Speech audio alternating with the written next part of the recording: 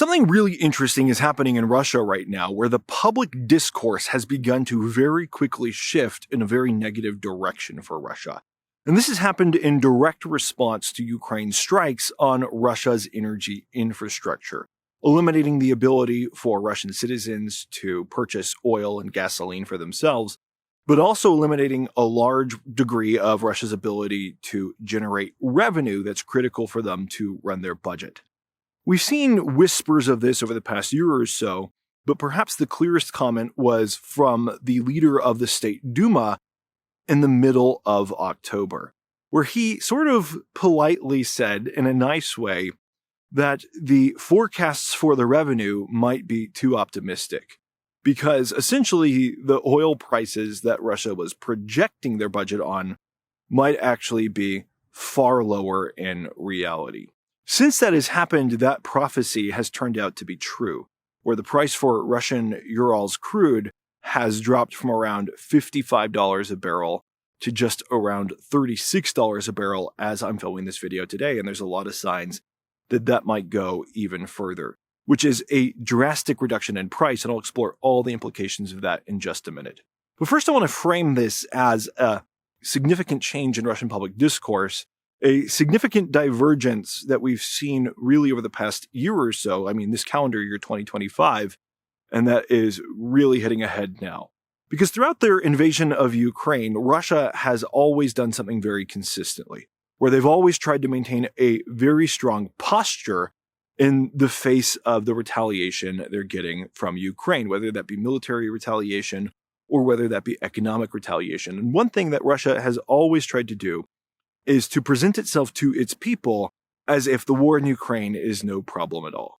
They've always acted as if Russia basically has an unlimited economy. They've even boasted for the first several years of the war that their economy was actually growing and that the average Russian was doing better because of the war. But that obviously turned out to be a lie. As earlier this year, when we go back to the beginning of the year, Russia began to admit to the potential of the R word, meaning a recession. They were basically admitting that they were running out of their reserves and that things could get really bad. It was a light adjustment at first, but since then it seems that Russia has been progressively trying to prepare the Russian people for the real possibility, or I would even say the certainty, of a revenue shock that could all at once erode Russia's ability to actually fund its government, with a lot of repercussions, not just repercussions for the military. In fact, when we look at this, the finance minister for Russia, all the way back in April of this year, was warning that Russia actually needed to actively increase its fiscal reserves, something that they obviously haven't done, as they've still been conducting their war and throwing more money into the fire. As of June of 2025, a couple months later, the finance minister of Russia warned that Russia was facing a perfect storm, and that really this economic pressure could become overwhelming. And each of these statements was made before Ukraine's recent moves against Russia's energy infrastructure that have caused the oil price to actually collapse so much, and with it, Russia's oil revenues, making today potentially the beginning, if this continues, of this revenue shock that Russia has quietly been trying to prepare its people for, but that it's not nearly prepared for.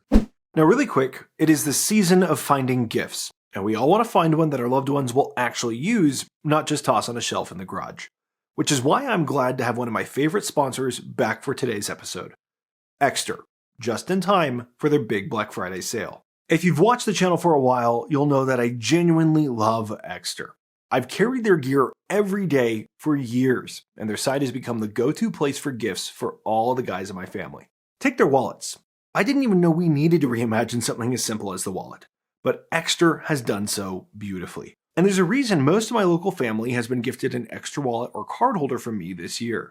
These wallets have a spot for everything you need, and they also have a super satisfying click mechanism that makes it easy to access all your cards. And Exter has brilliant accessories that fit in the wallet just like a credit card. There's the GPS Finder cards, which let you locate and ping your wallet if you lose it. And there's also this tool card where I can measure, cut, open a bottle, open boxes, and so much more.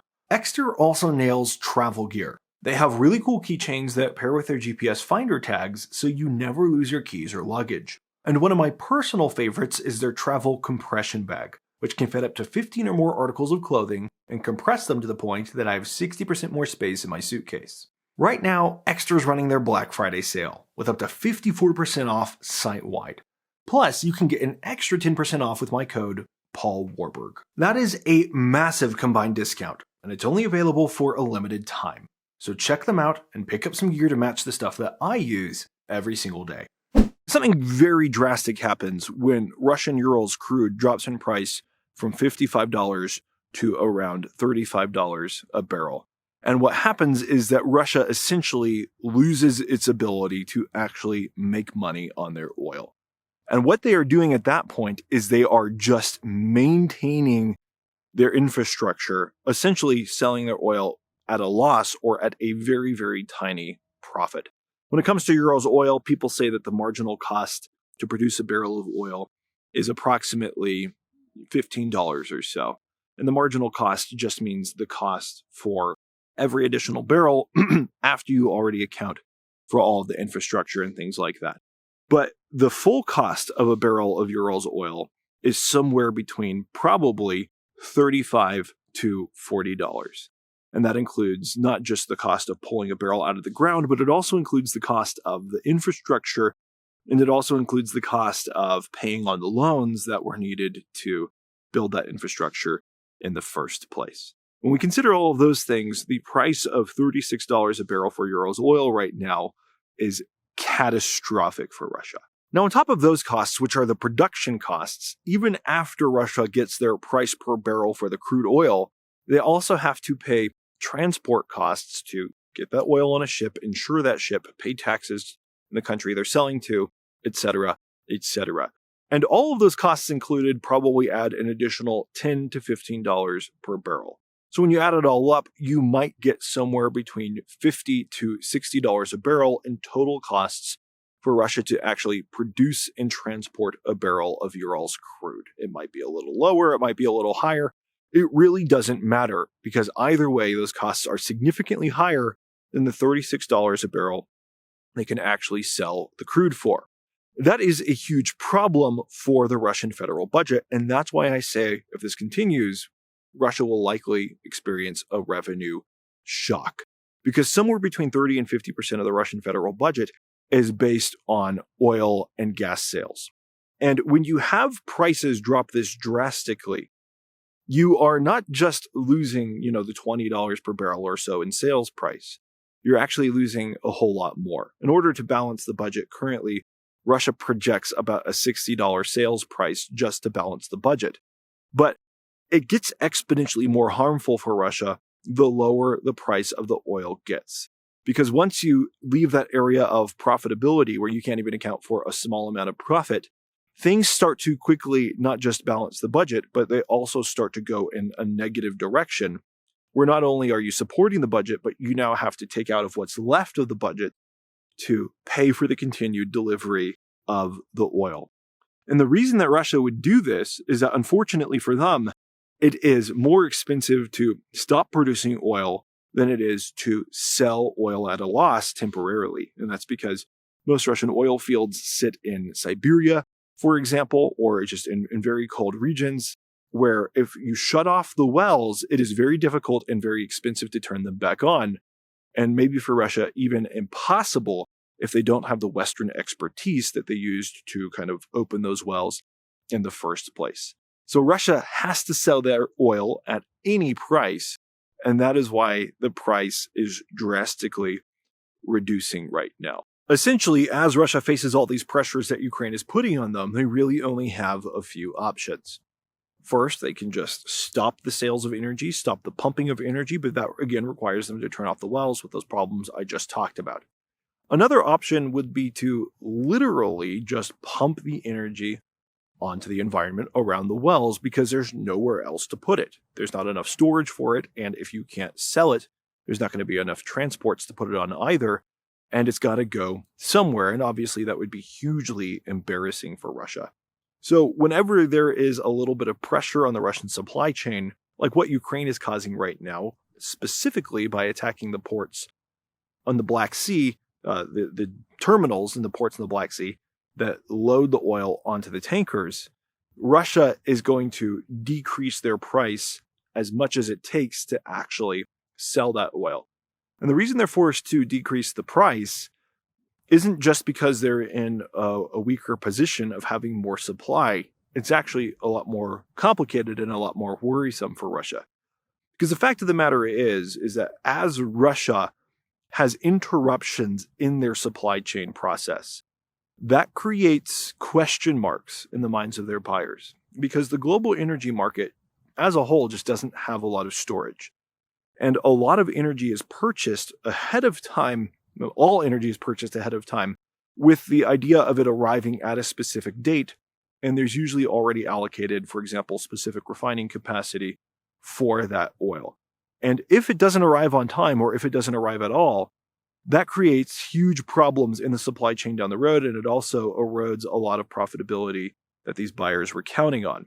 And so in order for Russia to sort of bribe people into continuing to purchase from them because they're a less reliable partner, they have to lower the price even further than just the laws of supply and demand might dictate. And that's why somebody might pay more for a barrel of oil from another supplier than they would from Russia. And that is exactly the situation that Russia is facing right now. What's really problematic for Russia right now is that there are two completely independent trends that are putting new pressure on Russia's traditional oil buyers, even those who have been willing to continue purchasing from Russia despite their invasion of Ukraine.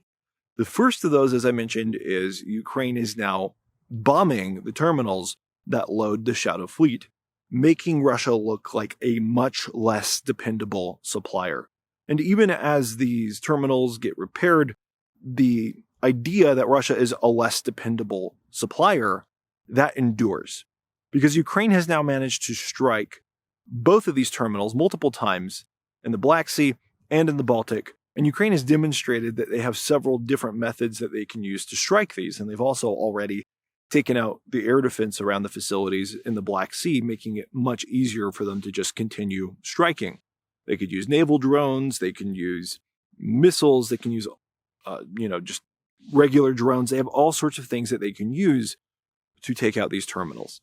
And so Russia looks a lot less dependable. Again, people are going to discount Russia because of that. And simultaneously, the United States has finally begun to seriously talk about putting secondary sanctions on countries that continue to purchase from Russia, which makes the financial cost to a lot of these countries far greater than any financial benefit they might get by buying Russian oil at steep discounts from the global market. On top of all of this, Saudi Arabia has been just increasing their supply of oil to the global market. I don't know if it's because of this, because they're smart and they see what's going on and they're trying to capture market share. I don't know if they have it out for the Russians and they're trying to take them down through this. Whatever the reason, Saudi Arabia is more than willing to make up for what Russia does not sell. And that is putting this downward pressure on Russian oil prices, causing them to go down so quickly. And it would not be a surprise at all if they continued to go down even further, well below Russia's production costs, because again, Russia has to save face. If they start pumping oil onto the Siberian wilderness, there's going to be pictures of that get out to the average Russian and Russian society as a whole, and people are going to know that something is going on. So with all of this in mind, people are still going to be tempted to say that this isn't a big deal for whatever reason, because that's what Russia has done throughout their entire war. Whenever they face serious pressures, they always try to propagandize their way out of it. So I would just remind people that the Russian finance minister back in June, back before the really ramped up strikes by Ukraine on Russia's oil infrastructure, the finance minister said back in June that Russia was facing the perfect economic storm. That was before he could have known about a lot of Ukraine's new capabilities. That was before he could have known that the United States was actually going to come through with sanctions. This was just based on projection on what was going on in the global markets and a progressive decline. In fact, the scenario that he had laid out was that every year Russia should lower their revenue projection, or the oil price projection that their revenue and budget were based on, by $1. So they were progressively going to go down from $60 a barrel to $55 a barrel expected by 2030. But in fact, not in 5 years, but in a couple of months, the price has gone from $55 to $36. And right there, you can see how big this problem is going to get. Long story short, the Russian economy and the Russian federal budget continue to face systemic issues. Those issues are not getting any better for Russia, but in fact, they are progressively getting worse for new reasons, it feels like every single week. And this is all just layering on top of the existing problems that we've already talked about in previous videos. So what happens when the Russian economy actually runs out of money? Well, I've talked about that in a lot of depth in previous videos, so I won't cover it in depth here.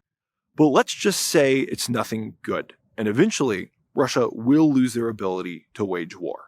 Whether that's tomorrow or whether that's in a couple of years, it's hard to say. But it does seem certain that they will lose their ability to wage war economically long before they achieve their goals against Ukraine, which is why Ukraine's strategy right now is just to hold on for as long as it takes and to accelerate the process of decline. If you've enjoyed this video, please do like the video and subscribe to the channel. Those things are completely free, but they help me out a lot. And if you found this topic extremely interesting or valuable, or you've been watching the channel for a while, do consider supporting the channel even more if you would like to. There's a number of links in the description by which you can do so. Consider becoming a patron or a YouTube channel member. Thank you to all of my supporters. You guys make what I do possible, and I'll see you all on the next one.